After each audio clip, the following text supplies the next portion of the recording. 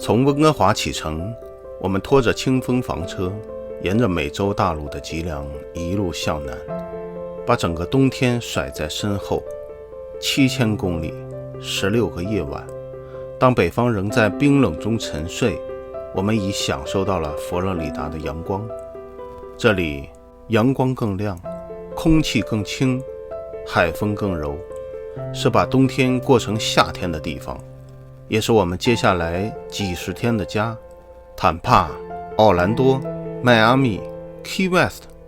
如果你也想知道跨越7000公里之后，远方会为远行的人亮起怎样的光，别走开，真正的旅程现在才开始。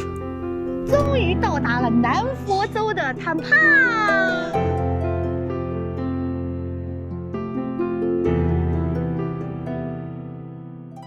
这马路上有个小乌龟，而且还很怪异，这附近又没有水喽，怎么会出来一个老龟呢？佛州好神奇啊！哎，趴下来它还，这是什么车？看不明白。奥兰多呀，不应该出现大海龟呀。这是从坦帕过来的吗？还是从 Key West 过来的？这是我们的营位，一眼看过去啊，真的是没几辆小车。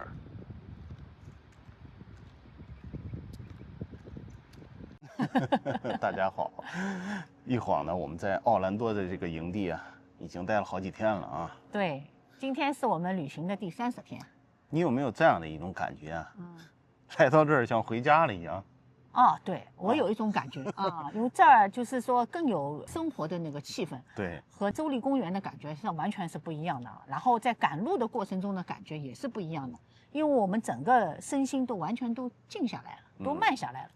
另外呢，我们的行程也是这样，对，就到这儿安排的，竟然最近几天啊，每天像生活一样啊。对，其实我们这几天你要说旅行，我们哪里都没有去，那么你都干点什么呢？就是和在家里干的事情是一样的。没错，在家里生活，你干点什么？比如说我们给小狗洗剪吹，没错，收拾房间呀，开门自己洗剪吹，对呀，然后购物啊，去超市啊，对呀，洗衣服呀，对，准备晚饭啊，需求啊，对。所以说你在家里干点什么，那么我们这几天呢，在房车上也干了点什么。所以说呢，就是现在这个阶段呢，真正叫是房车生活。没错，没错，不是房车旅行。那么这个营地呢也是特别的好，就是 Kevin 跟我介绍的时候，这一点上是一点都没有夸张的，而且大大的就是超过了我原来的预期。那 TT 呢，据 Kevin 跟我讲，在奥兰多一共有3个营地，在佛州有3个营地。那么这是其中的一个，反正这个住下来感觉特别好，特别的大。有1000多个赛。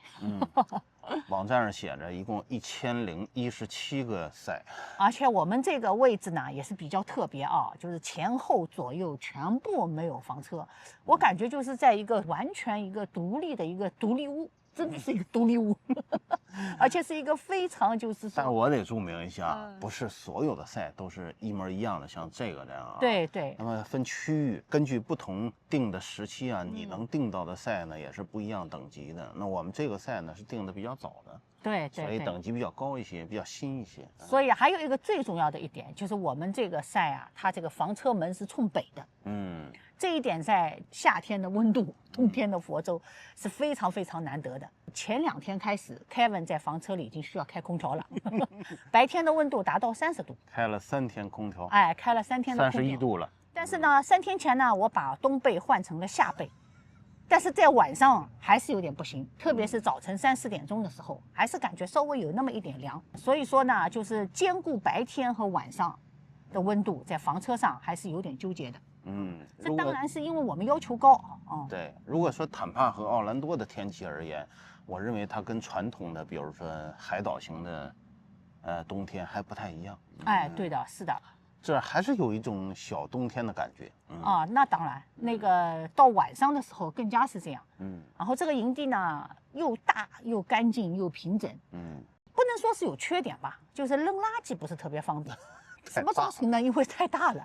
它的垃圾桶分布呢也不是特别多，我想也是因为考虑到这个整个房车营地的环境。其他的也一样，洗衣机房我也要开车去的。这是我们旅行以来，或者是我们购买房车以来啊，就是在房车营地里需要开车去扔垃圾的一个营地。大家也是开车去的，反正你不管是骑自行车，还是平板车，还是汽车，很少有人会。高尔夫球车特别流行。对，很少有人能步行去扔垃圾。没错。当然，我觉得也是优点的。它的垃圾站呢，就设置在那个社区，就是我们这个营地活动中心边，因为垃圾房多少还是有点味儿的。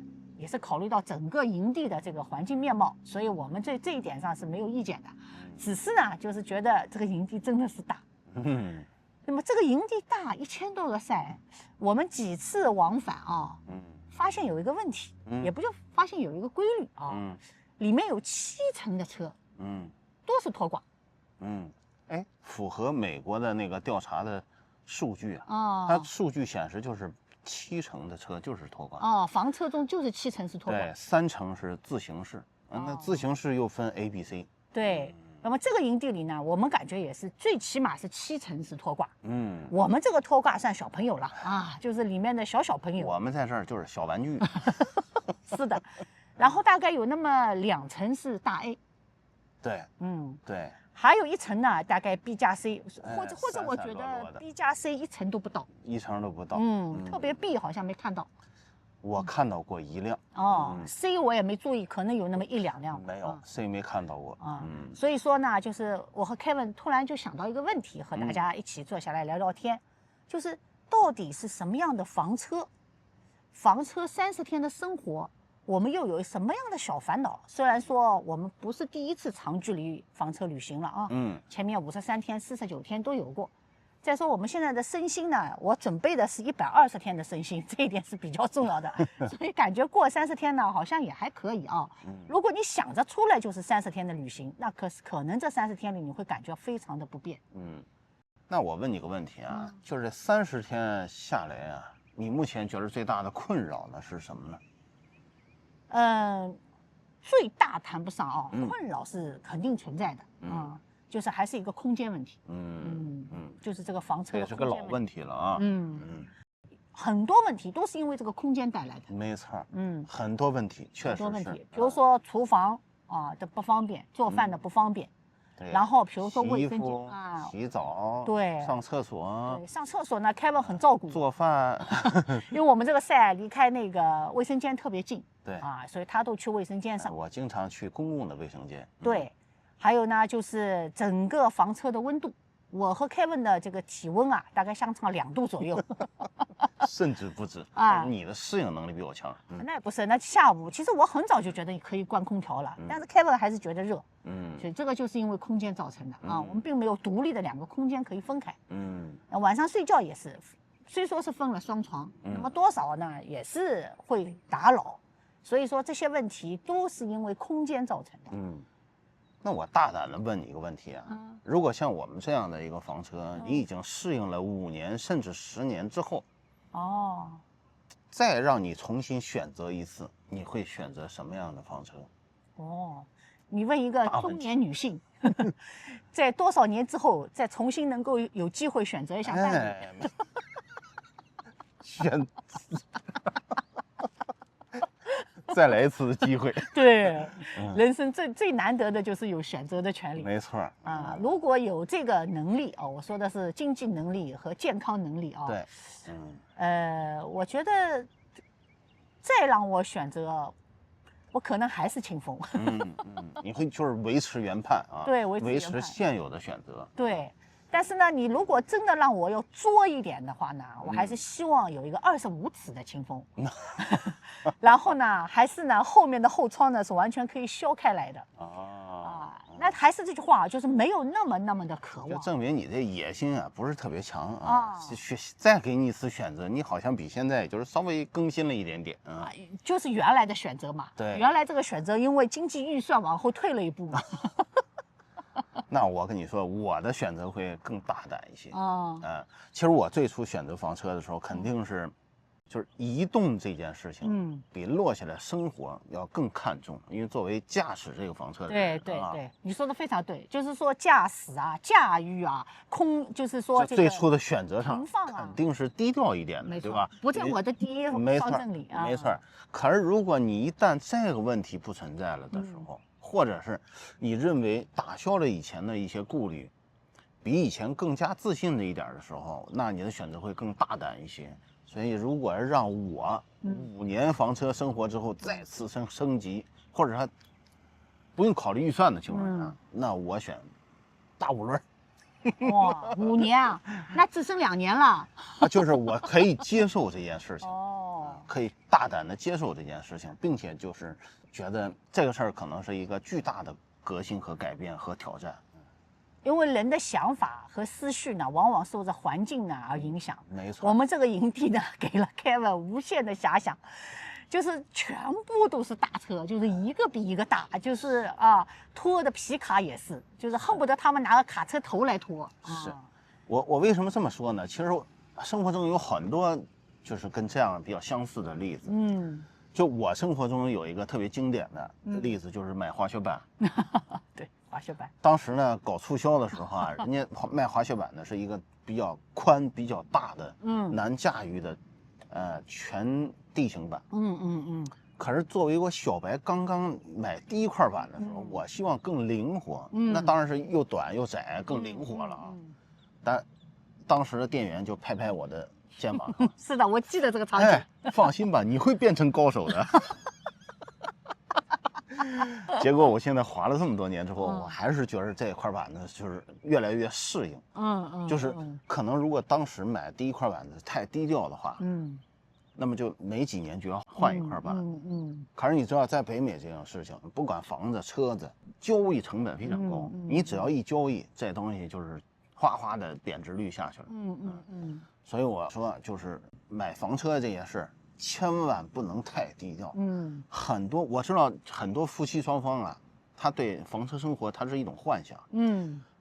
看起来很漂亮。但是对生活的空间需求，女生其实是内心中有无限的需求的，对吧？无限的需求，对储藏空间呀，对活动生活空间呀。对。但是呢，还是要看男生能不能驾驭这个东西。但是男生一旦低调之后，后面其实有很多生活的不便，或者说给自己重新选择的这个余地遐想会更多一些。所以如果说有这样的选择的话，就是尽量稍微大胆一点选择。我觉得总体来讲，这个 Kevin 的意思就是，男生呢就要多考虑一点驾驭和将来的问题。对。女生呢就是要多考虑一下你对空间感的这个就是容忍度啊。对啊。一定是要想这个问题的。就是你比如说你要做饭，你能带的锅的品种就非常有限。你想说锅这事儿，你说一个女生有多少个锅？大家自己翻翻自己的橱柜有多少个锅？这些锅你能保证4个月都用不到吗？对吧？4个月都用不到，基本上可以扔掉了。但是4个月能用到的锅，你都带上，现实吗？对，很多房车，尤其是小型房车是不现实的。比如说咖啡机，对吧？我们呢曾经带过一个胶囊咖啡机，但是在不断的震动和不断的移动中，胶囊咖啡机罢工了，休息了，退休了，就是这样啊。对啊。然后呢，我们后来呢就没有再带任何咖啡机上房车。是啊。这次呢，本来想买一个摩卡机的，后来想想，因为平时都活动在大城市里啊，所以就没有买。所以房车呢，其实限制了你很多生活中原来是作为习以为常的一些东西。还有呢，就是2个人之间呢，就是没有距离感。就是没有距离感。那你要是2卧的，更距离感更强一些。大5轮稍微好一点。大5轮就是可以做到2卧。对，就可以稍微好一点。我只是举个例子啊。对。所以我想说的就是以一个男生的角度来反省一下。那就是男生往往会，没必要嘛，差不多小一点，行车方便啊，对吧？带那么多东西干嘛呀？那女生刚开始好忽悠，那不带就不带了，结果你做饭去了，这也没有，那东西也没有，她施展不了，她就觉得生活失去很多乐趣。就是做饭呢，其实呢是这样，我说的太贤妻良母了啊。还有你很多需求都会被抑制的。我们隔壁终于来人了。在我们入住这个营地对，第6天的时候了，隔壁竟然一直空着啊！这么好一个位置是空着哦，也来了个拖挂。对，就是也来了个拖挂。这个倒车非常娴熟啊，娴熟到不能再娴熟。我也觉得啊，打乱了我们的这个节奏。反正我们总结一下吧，就是我们的一个畅想，就是我总结我的，如果再有一次选择，我选择第5轮，大胆一点。哦，那如果我还有机会再选择的话，我就是再升级一个清风。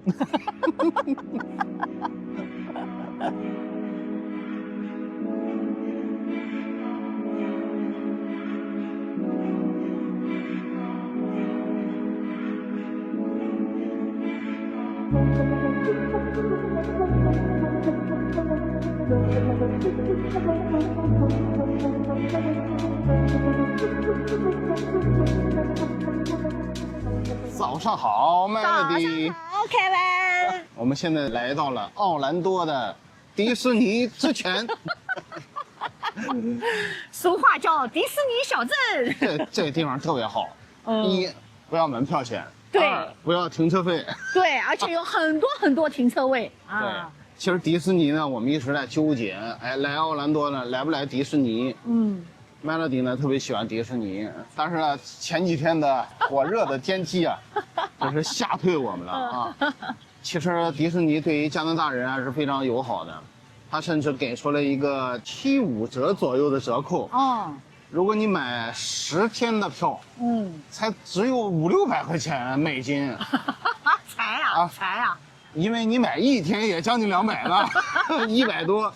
可是你要买10天的话，相当于就是后边啊，基本上都是送你了。对，就是后面就是4天以上，你就多1天，就钱越来越少；再多1天，再钱越来越少。多到最后1天，那就加了20-30块钱。对，就可以多玩1天。对，那真是白送了都。所以特别适合房车生活。但是呢，你说这个奥兰多的天气啊，前2天经历了31度的高温啊，这可吓退我们了。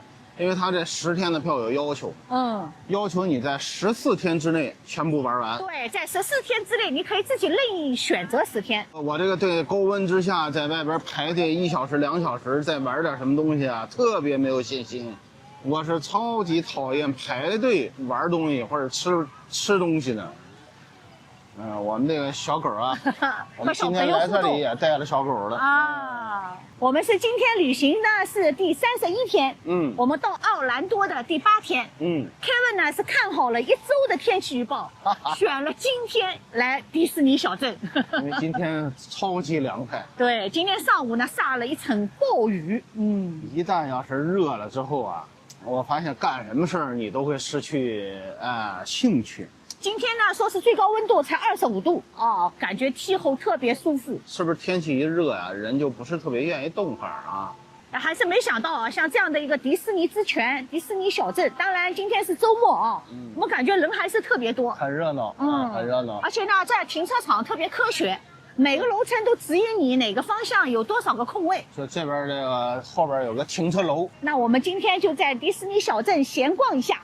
以我一个上海迪士尼的资深粉丝来对比一下上海迪士尼和奥兰多的迪士尼小镇有什么区别。那你分分钟就被爆掉了。爆不爆掉要走了才能知道。你上海迪士尼最大优势是什么？价格比奥兰多便宜。是的，我们有琳娜贝尔，有星黛露，我就去过1次，有奇奇弟弟。我只有在疫情期间啊去过1次，那家太舒服了，去哪儿直接就上啊。那是我们卡着做核酸的点去的迪士尼，对，每个乐迷项目只要等5分钟。最后那个云霄飞车啊，那5分钟都没必要。云霄飞车我一个人去的，一个人去的。Kevin 说在下面给我拍照，对呀，其实他特别怂。他做不了，我觉得没必要啊，他就是没必要。这么大岁数，你知道吗？这么大岁数折腾自己的身体。我最近一次玩这些游乐项目啊，除了这个迪士尼之外，再往前倒上，那就是2000几年在北京的欢乐谷，也没有人告诉我那个大摆锤上去啊，眼镜差点甩掉了，鞋也差点甩掉了。所以说呀，也不要看男人们号称开第5轮，号称开大 A， 他们到了游乐场未必由我们来塞。从此我就坚信一个信条，就是没必要啊。那个云霄飞车要排队3、4个小时啊，那个时候我一个人包1辆车哦，他都不去。是啊，那个工作人员都怪异，怎么来人了？来人就开车吧，否则省点电。说说笑笑啊，我们去小镇逛逛吧。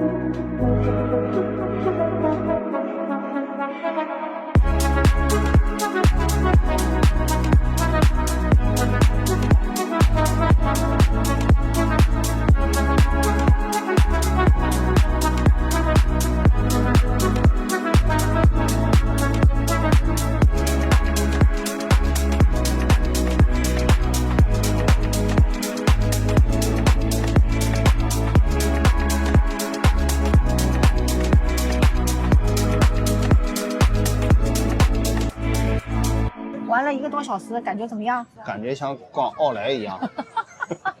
我觉得比上海迪士尼小镇大多了。哎呀，这个规模不是同一个级别能定的。老少皆宜吧，就是逛一逛。但是我觉得就是如果是开房车的话，这个地方是非常值得来的。尤其是来遛狗是吧？这个地方呢，它既没有门票，也没有停车费，然后选择温度24、5度啊，我觉得正好。对，它就是跟房车的那个营地恰恰是相反的一种氛围，就是它比较热闹。对呀，是啊。它有很多像 Kevin 说的奥莱一样的商店，它有很多迪士尼的商店，还有很多有特色的餐厅，再加上一些小孩们喜欢的就是趣味的游戏。然后吃饱了回去。对，因为而且所有的面积都很宽敞。我们今天中午来吃汉堡，标准的美式餐。对，没错，就是吃汉堡不吃别的快餐。